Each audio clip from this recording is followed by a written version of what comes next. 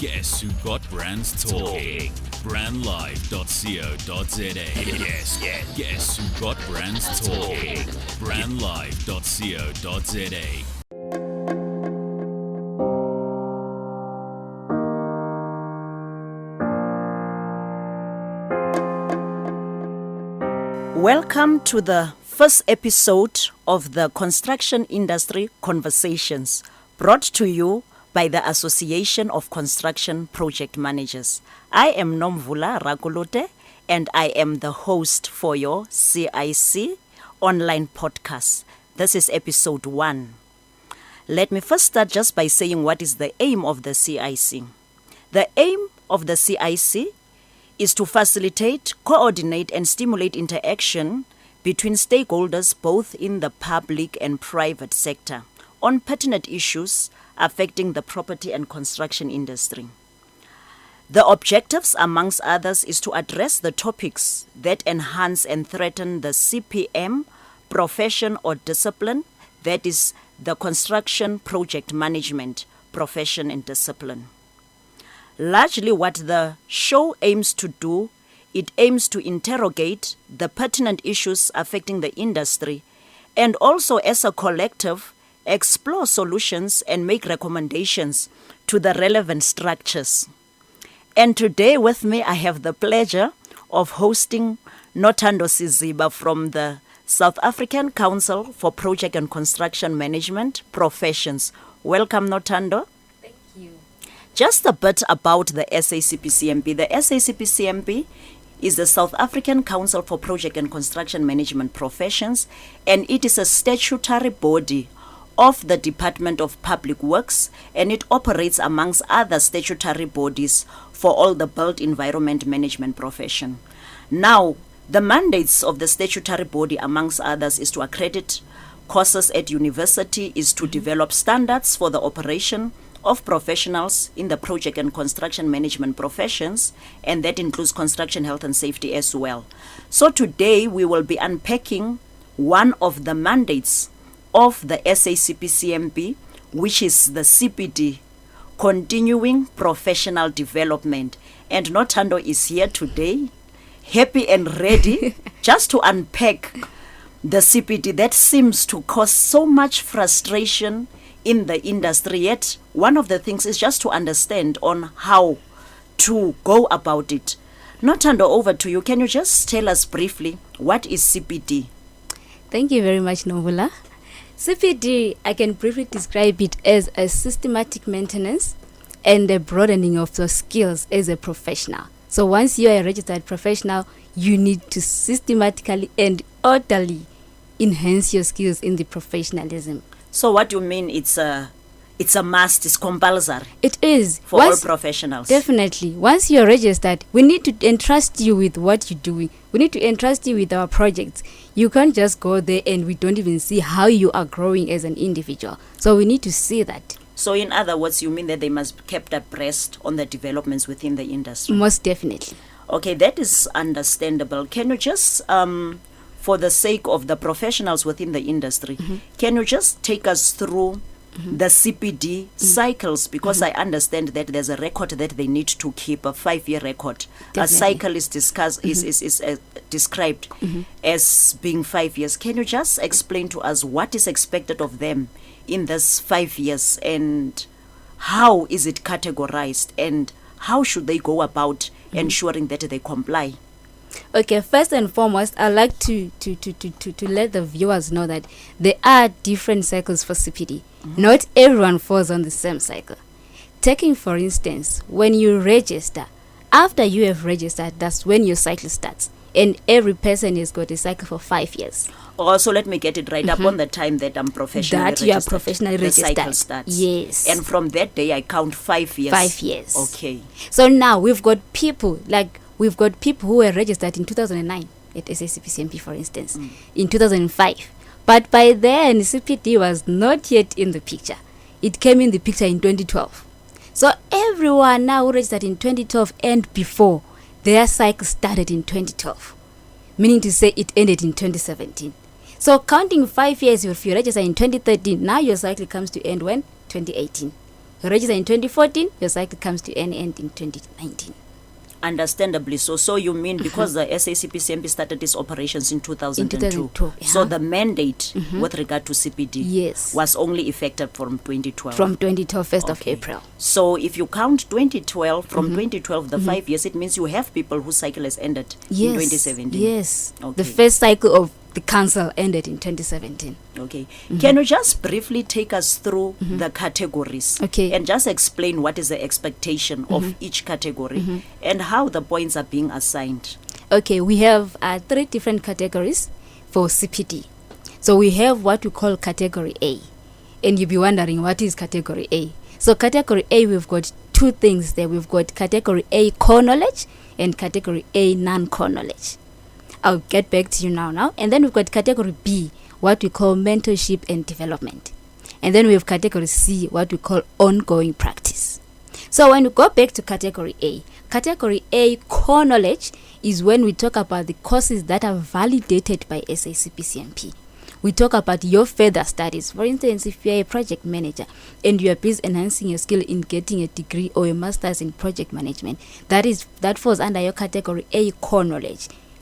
Meaning to say it is the enhancement of your skill under your category of registration. So is it my understanding that in category A, if it's a degree which is not validated by council but accredited, so I can get marks or points or hours for it Most under definitely. that category? Most definitely. Now, what happens in the event that I am practicing abroad and I'm an active registered professional? Then I engage there in an activity that is to the that contributes to the core of what it means to be a professional, but is not validated by the SACPCMP. What happens in such a case? The fact that it's an international practice, that counts a lot to you get those hours under your core knowledge. And or as long as it's relevant To what your we call the category. scope of services for the Yes. category. Yes, most That's definitely. fair. Then how many hours do I get for category A? Can you just go through the categories and indicate what are the hours that we get, and are we able to carry over on a cycle? I mean, you'll always have overachievers. Yeah, most definitely. You know, there are other people who work hard and there are others who don't work hard. Okay, by the way, so for category A, you need to get 30 CPD hours. And for category In a B, year? in a 5-year cycle. In that cycle, Imagine, not just a year, 5 years, you need 30 hours. 30 hours, which you can even achieve in 2 years. But your conference alone is 14 hours. Exactly. You attend 2 conferences, you're almost there, you're only left with 2 hours Okay. to finish your category A. And then what happens in category B and C? So in category B, you need to have 10 CPD hours, which is your mentorship and development. Now with the mentorship and development, it includes mostly 3 major things. We've got the mentorship for informal staff mentoring, whereby it's not a registered candidate, it's you being a project manager and you've got someone that works under you. It calls mentorship informal staff mentoring. Then we've got the mentorship for structured candidate phase, whereby you've got a candidate registered, let's say for instance candidate CHSO at SACPCMP, and you're an agent, you mentor that person, you need to sign off the logbook. So it's part of mentorship. It's and part of it gets mentorship. recognized. It gets recognized. And the hours are assigned. And the hours are assigned. You being part of the project, the fact that you are working, that falls under your professional consulting services. So that is your category B, which is easy peasy to get it. And what hours am I expected to attain in the 5-year period? 10. 10 hours. Practically it means 2 hours a year. Okay, let's then go to category C. This sounds interesting. Now, category C is one of the easiest categories that you can ever get. The fact that you're a project manager employed, that's category C. So it's what I do on the job. What you do on your And daily if I'm a basis, lecturer? you still get your points for your category C. As an examiner As or an maybe examiner, lecturer. examiner, as a lecturer, because there's also what you call teaching and training under category C. So you lecture, you get your CPD hours for lecturing. The only thing we need to know is to see the evidence. Let's say, for instance, your appointment letter for the university, that you are a lecturer, you lecture twice a week, once a week. We need to see that kind of evidence for Okay. us to know that I you're assume lecturing. here you're talking about all professionals, whether it's construction, health and safety, Yes. project management and so on. So it's just the professionals, not the candidates. No, not the candidates. Okay, you did talk about the hours that are allocated in a 5-year period. Let's take it to all 3 categories. Category A being core knowledge. Yeah. and you are saying it's 30 hours that gets recognized over a 5-year period. What happens when I get 55? You have overachievers. Okay, so when you get 55, let's say for instance you get 55 hours for your category A, and you still have got your 10 hours on category B, and you still got your 10 hours on category C, but only alone on A you've got how much? 55. It technically means on your next cycle you will carry over 10 CPD hours. This is interesting. Let's just take a quick break, Okay. so that we further unpack the CPD. Have you ever thought about the power of social media? Social media has the power to make your business grow. Grow! Yeah. Why don't you let us manage your social media? Because our business is to see your business grow.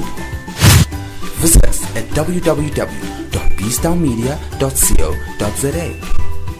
Thank you, Nothando. That really does seem as not being that, that complicated. Maybe it's just a matter of having to educate Most definitely. our professionals on what to do.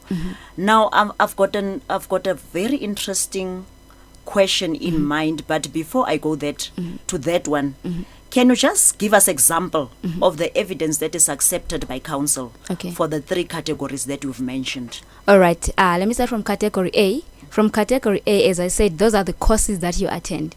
And when you attend a course, we always advise our service providers to say, when you do a particular course, kindly give the attendees a certificate of attendance. So what you need to do is to just upload your certificate of attendance on your profile. So for category A, whether it's a course, whether it's a degree, you always get a certificate of attendance. So we need a certificate of attendance. Per chance it happens that the course you attend doesn't have a certificate of attendance, we need an attendance register. And if it's an electronic certificate? It's still fine. Yes, it can be sent. We still need that part so that we can see it definitely you attended that particular course. And category B? Category B, for mentorship, informal staff mentoring, for example, we need a confirmation letter on a company letterhead. That letter needs to be signed by you as a mentor. It needs to be signed by the mentee and needs someone, the third party, who's confirming that is true, accompanied by your CV. So if I'm a member of EXCO of a Built Environment Council, because that is me participating to develop the profession, wouldn't that be maybe under category B? It can be under category B. What we need now, you being the member of EXA, let's say for instance, of SACPCMP, being there as a voluntary, recognized voluntary association, what we need is a letter of confirmation from ACPM to say, okay, Novula Recolote is this, what Active gets signed. participating EXCO member. Yes, Okay. that's what we need. And then just see. Category C, we need a confirmation of letter of your employment, because most definitely it's your industry experience, it's your professional position held in the company. So we need to know, okay, this is what you do. So we need a confirmation letter, just a confirmation letter on a company letterhead, signed off by your HR. If you are the director, I'm sure you think the HR is lower, so you need your co-director to sign on your behalf. Well, I hope that is clear. Now, here is two challenges actually with regard to CPD. Okay. Number one, if you look at the concentration of where most of the work happens, that is where you also find the concentration of our registered persons. Others are practicing overseas, but yet they're still keeping their registration. I'm in Cape Town, all courses are happening. Let me say 90% of the courses are happening in Johannesburg. So if I have to come, besides the very high prices of some of these CPD activities, there's flights and maybe also accommodation, then what initiatives are there to help those people that want to engage in CPD to keep their professional status, but cannot all the time in this 5 years come to where the workshops and the conferences are happening? Okay, we've got a very, very, very interesting thing that we did. Very interesting initiative, what we call CPD online bundles. These ones, Novula, you can do them anytime, anywhere, whether in Bahrain, whether in Angola, whether in England, whether in Cape Town. You don't need to come to Joburg to do them. All you need to do is to go to our website and purchase your CPD online bundles at a very reasonable price. And those CPD bundles, what you need to take in mind is that the 4 bundles that you can get, they cover all your requirement for category A for your 5-year cycle. You don't need to purchase 2. Can I assume at a discounted rate? Most or do definitely. I pay the same with people that have gone to the conference or what? No, it's a discounted rate. It's a very, very discounted rate and very reasonable. that you can actually do over a period of 5 years and you are done. What's nice about these bundles, they take you through from your start of your cycle. So we've got videos for 2012, we've got videos for 2013. So remember, we always encourage the registered professionals to submit their CPD annually. So if you haven't done that, for you to catch up, just go to the video bundles. They take you 2012, you've got your conference. Oh, by the way, I forgot to mention this. The video bundles are compiled from our conferences and our own great. CM Summit. So if you miss the conference, you can go to the video bundles, you get the content, and get assigned the points. and get assigned the CPD hours. One last challenge, as I mentioned, that have been the first one. The second one then will be for me. I know that as a regulator, most probably then it is not within your terrain. But what is your view about the fees that are being charged by the service providers? Because that is what becomes a challenge with most of our professionals when you engage with them. We always, first and foremost, maybe what you need to take note is that we don't regulate their fees. We only validate the course that is relevant to our registered professionals. So when we validate the course, we always advise them to say, at least let not your fees be high, so that most of our professionals keep abreast with the knowledge that is happening, keep abreast with everything in their skills. And you are also helping the community as a South African community. We are helping to enhance their skills as professionals. So their prices should be lower. We always encourage them that though we cannot regulate their fees, we can only validate them. Okay. Thank you very much, Nothando, and I'm sure that registered professionals now have an understanding. If they want to reach you, where can they reach you? Okay, they can reach me via the website of our SACPCMP.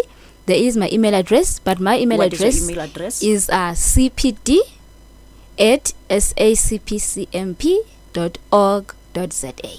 Thank you very much, Nothando, and that brings us to the end of our first CIC online podcast, episode 1, where we were talking on all the matters and on how to unpack your CPD or how to engage in your CPD activities, and also what are the documentation that is required, that is the examples that are needed. And as I close, I wish to also indicate that the ACPM, as a voluntary association, also has CPD activities that are validated by council, and the ACPM will be launching its very first CPD online platform from the 1st of April of video, PowerPoint presentations, and various activities that we've already engaged in that are validated by the SACPCMP for your CPD. So for more information, for all those that are ACPM members, both individual and corporate, you can please send an email to admin@acpm.co.za. I thank you.